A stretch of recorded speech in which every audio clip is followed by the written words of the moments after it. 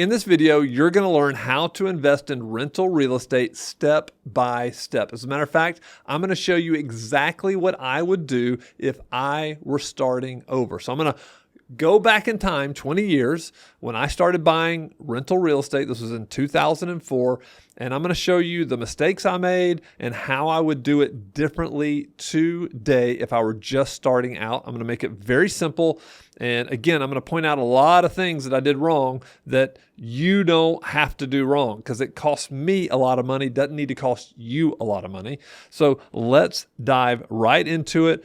Let's go ahead. First thing I would do is I would build my team. Now, this is highly important when you're first getting started because there are things that I did not do. I didn't build this team the right way when I first started. I'll show you. I did not have an inspector. I should have had an inspector. I didn't have a renovations expert. I should have had a renovations expert. As a matter of fact, I had what we like to call Chuck in the truck doing rehabs for me. And it was a nightmare, a total nightmare.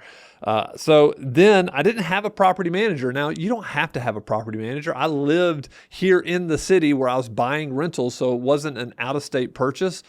I was full-time in real estate, so it was easy for me to drive to these places. So that wasn't that big of a deal. But if you have a job that you're staying at and you are like working really hard, you don't have time to deal with residents, deal with showing properties, leasing properties, collecting rent, then you probably need a property manager. Or if you're out of state, I would build this team first. I would find this investor-friendly real estate agent. This is much different than just a realtor. This person should know what investors are looking for. They should be able to point out different areas of town that you may want to invest in. They should be able to bring you deals that are off market. They're going to have access to wholesalers. They're going to have access to other real estate investors, other real estate investor-friendly agents. So they're going to take you a lot further than just a normal realtor ever could. That's very important. Then you want to have your lender. We're about to talk about that.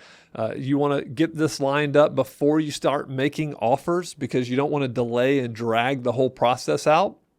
So, and I've already talked about inspector, renovations expert, and property manager. This is your team. This is who you want. So get them set up first. Let them know what you're going to be doing, and you're going to start with that investor-friendly agent because they need to start looking for houses right away. So this is step one. All right, step two, figure out financing. You've got to do this. I would say if you've got really good credit, which to me is like 750 or above, then why not go the traditional route? You can go the traditional route. You can sit down with your banker, talk about, hey, this is how much money I want to put down. I want to put down 10 or 20% or whatever you decide is best for you. And they're going to look at your tax returns. They're going to make sure you've got the income to afford it. And you talk about what you're going to do with this property.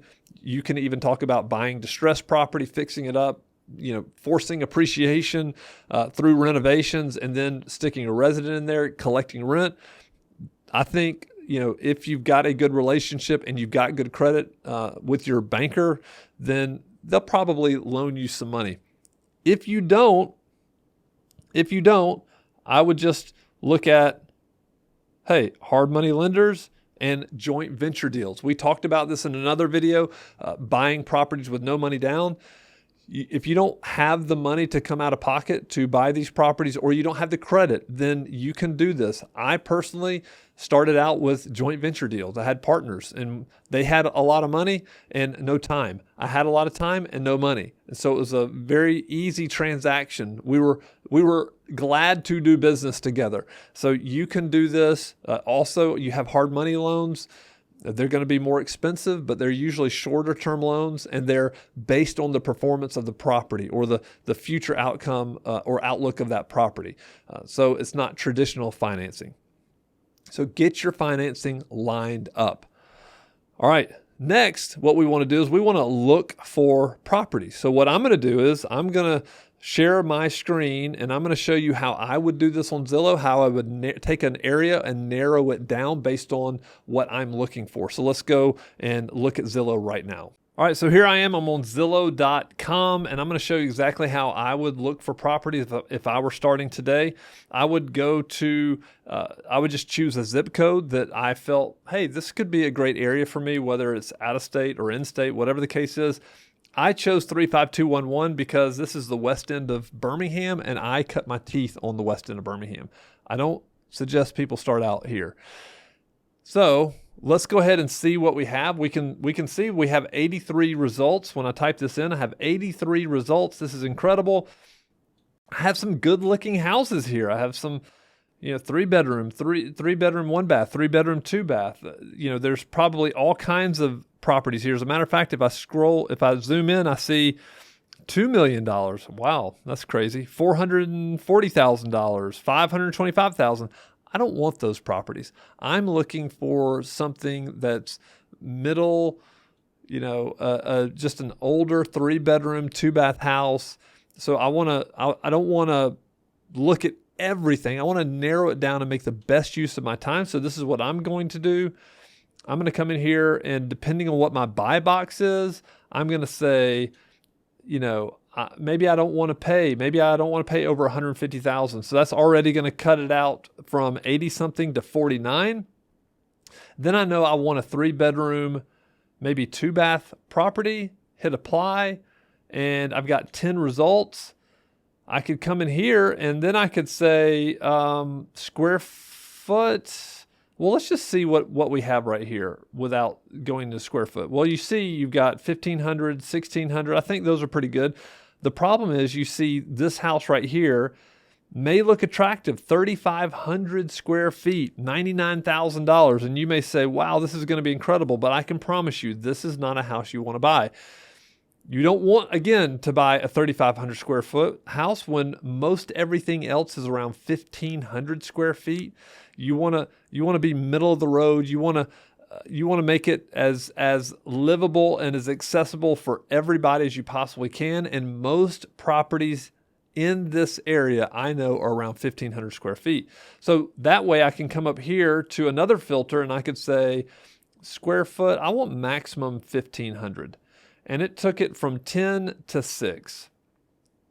And then I could start looking and saying, hey, what house here maybe fits this, my buy box? And I can tell you right here, I've already looked at this house right here. It's 5-bedroom, 2-bath. Even though it looks good here on paper, I know that it's over 100 years old. So I don't want to buy a house that's over 100 years old. I just recorded a video on houses I would never buy, and one that's 100 years old is one I would never buy. And so I might come back up here to this one on Powderly Avenue. I know Powderly, and this one built in 1975, not too bad. Looks like it's had a good rehab. So this is going to be a turnkey property.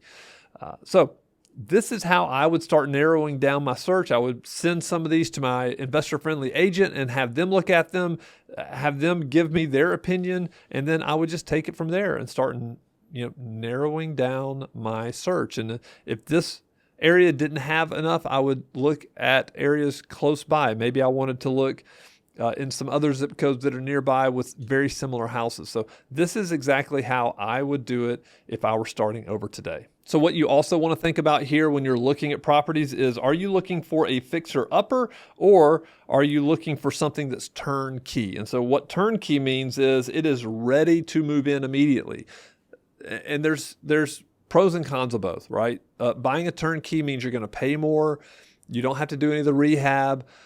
But again, you are usually paying close to retail.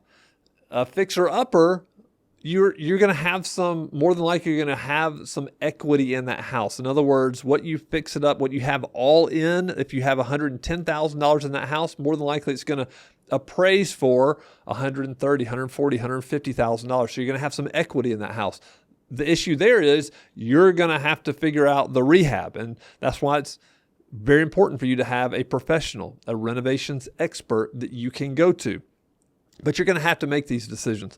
I can tell you, looking there on Zillow where I was just looking, I would say most of these houses are going to need some type of TLC. So I'm going to have to factor that into my offer, into my price. So then you start looking at prices. This is step number 3. Let's go on to step number 4.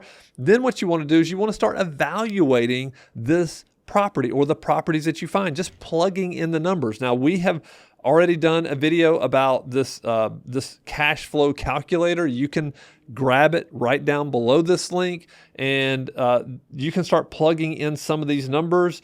You're gonna plug in your purchase price right here. You're gonna plug in your budget. It's going to tell you what you have all in, what your down payment's going to be.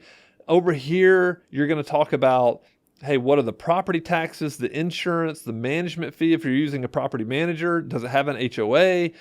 We're going to go ahead and give you a 10% maintenance reserve, just holding 10% of that rent out. You're going to plug in the projected rent right here. So all of these things are going to help you. All the numbers are going to start to make sense after a while, and you're going to be able to look at this area right here and say, hey, is this what I want? Is this the type of return I want? And then in another tab in this spreadsheet, you can actually see the cash flow. So it's highly important that you take a look at this. You start analyzing these properties as you're thinking about your offer price, as you're thinking about the rental amount that you can get. Make sure that you're getting market rate rental amounts. The worst thing that you can do is get overzealous on how much you can rent a property for, and then in reality, you think you can rent it for $1,500, and in reality, you're getting $1,300. That's gonna hurt your return. So be sure to do your homework here on and evaluate this ROI before you make your offer. Step 5, the next thing you want to do is, again, you're just gonna, right here, we're gonna make an offer through your realtor. They're going to handle all that. All you got to do is tell them, hey, make the offer. And I would say this is a numbers game. You need to be prepared to make multiple offers. Be patient. If you make 20 offers, maybe you get one accepted.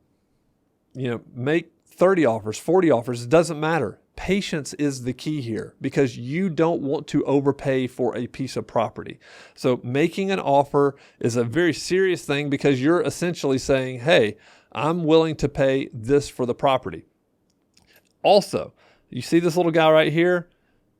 You want to avoid anybody who's in love. You do not want to fall in love with a property. You don't want to say, oh, I've got to have this property. It's like, this is the best thing. Now, typically this doesn't happen to real estate investors. This usually happens to homeowners, but I've fallen in love with some properties before. I've fallen in love with properties that I said, man, I've got to buy this because I know this is going to be an incredible rental.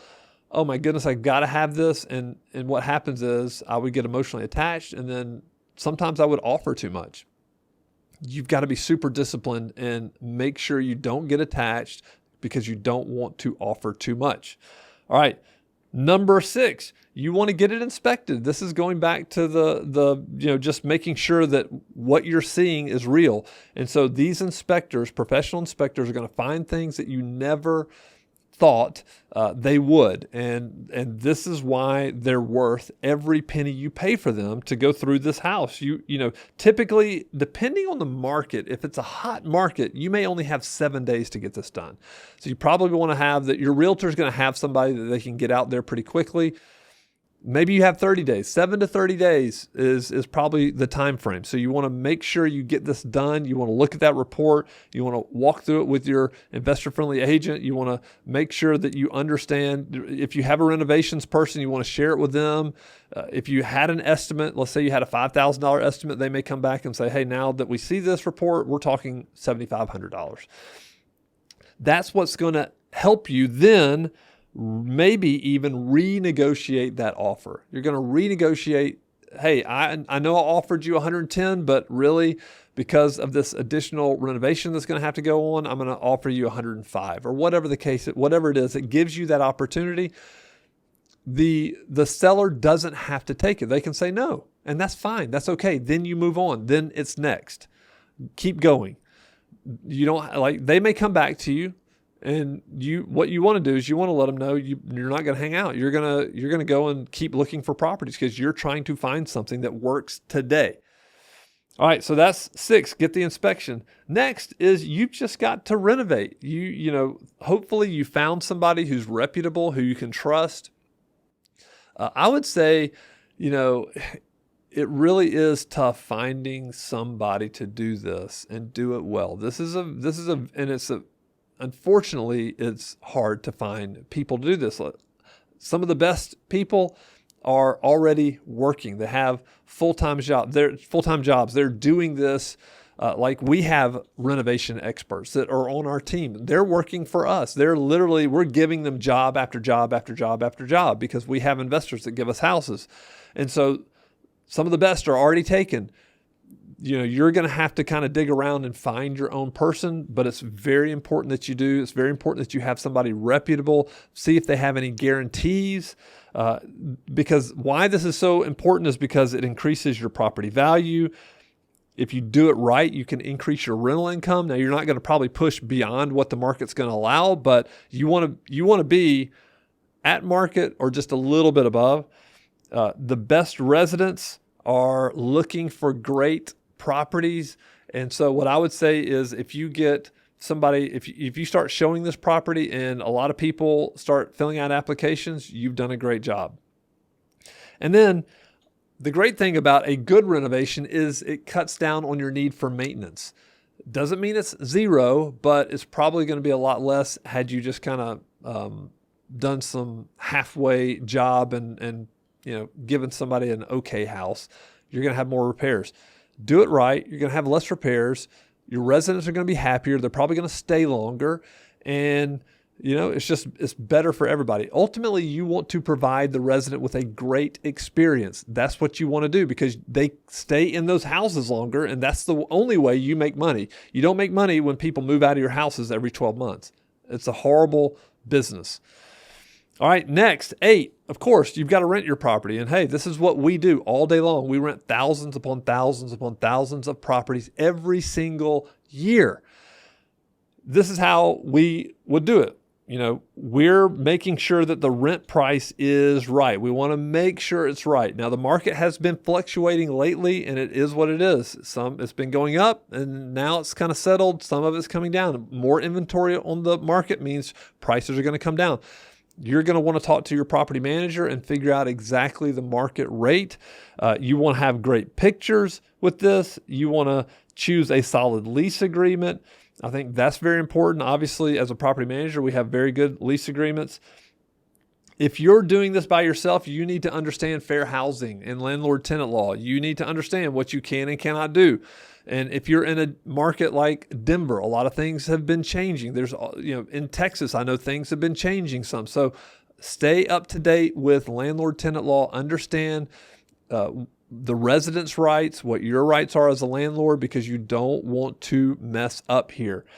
And then screen tenants carefully. And what I mean by carefully is a couple of things. Number one, when I say carefully, I mean screen everybody the same. You cannot discriminate based on anything. Can't discriminate based on age, familial status, sex, race, anything. Screen everybody the same. This is carefully, fairly. And then next, I would say, make sure you have a good screening process in place. The last thing you want is a bad resident in there. You don't want a professional resident. What a professional resident is, they are there to take advantage of you. You do not want that. You will lose thousands and thousands of dollars. So careful, above board, fair for everybody, screen everybody the same. You've got to find the best resident. Don't go off your gut feeling. Go off the data. That's what you need. And if you don't know how to do that, then you need to hire a property manager. You must hire a property manager that has years of experience. Make sure they have good Google reviews, that residents and owners are leaving them good reviews. This is very, very important. So, but ultimately, this is the end goal, is to rent your property, right? So here we are. We've gone through all these steps. And then 9 is just like, what's next? Now, I would say this is really important. You always want to have a long-term plan. What do you like? You're probably not in this to have one property or two properties. We like to say 10 properties. If you're going to buy one, why not buy 10? And when I say 10, I'm talking about in a investor-friendly market where you're buying C-class or you're buying properties in C-class neighborhoods. If you decided to buy A-class neighborhoods, houses in A-class neighborhoods, well, then obviously you may not be able to buy 10 because they're going to be real expensive. Or B-class, maybe they're going to be more expensive. But whatever that is, go ahead and have a plan, because your first one is always going to be the most difficult. Your first one is always going to be the one that you learn a lot on. And so that's what we like to say is make sure you have a plan, you stick to it, and you just have actionable steps. Once you have that first one, maybe you want to wait a little bit, and you don't have to buy 10 in 1 year. You can buy 10 over 5 years, or whatever the case is. And a lot of times we find that a lot of that is back end loaded. Once you get comfortable, you buy one year, two the next one the next year, then you may want to kind of start buying two in a year. It's completely up to you. So this is it. These are the steps. If I were doing it all over again today, this is exactly what I would do. And now what you need to do is make your to-do list. What are you going to do based on this information? Like you may have a few of these steps already in place, or maybe you haven't started at all. I just want to encourage you. This is the exact way I would do it. You can do it. It's not difficult. Most investors get stuck in their head and they plan, and never actually take action. So it's not the plan that makes you successful, it's the implementation of that plan, right? And so I want to encourage you, if you need help, if we can help you in any way, reach out to us. We have investor-friendly agents on staff that can help you in different markets that we have. And then obviously we have property managers in over 30 markets across the country. So we're helping landlords all the time solve difficult problems of finding great residents, rehabbing houses, and just taking care of their asset, the property. All right. So I hope you've enjoyed this video. Go ahead and subscribe, like this video, and then we'll be back with more investor-friendly videos just like this one.